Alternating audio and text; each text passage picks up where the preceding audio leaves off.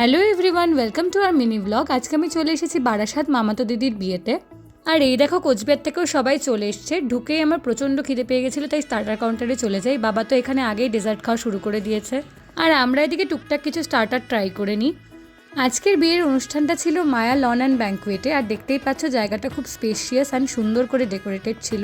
ওইদিকে একে একে সব বিয়ের অনুষ্ঠান শুরু হয়ে যায়।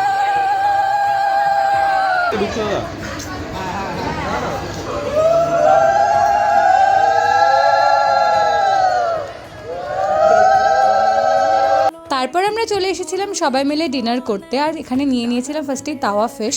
প্রত্যেকটা আইটেমই খুব ভালো খেতে হয়েছিল, আর আমি তো দেখতেই পাচ্ছ ভোরে ভোরে চিংড়ি মাছ খেয়েছি। এখানে সবাই মিলে বসে গল্প করছিলাম, আড্ডা দিচ্ছিলাম, আর খাবার এনজয় করছিলাম। খুব কনফিউজ হয়ে গেছিলাম দু টাইপের আইসক্রিমের মধ্যে। বনি একটা ট্রাই করেছিল, আর আমি ট্রাই করেছিলাম নলেন গুড়ের আইসক্রিমটা, যেটা সত্যি খেতে খুব ভালো ছিল। তারপর উইটনেস করলাম সেই ম্যাজিক্যাল মোমেন্টটা, সিঁদুর দান।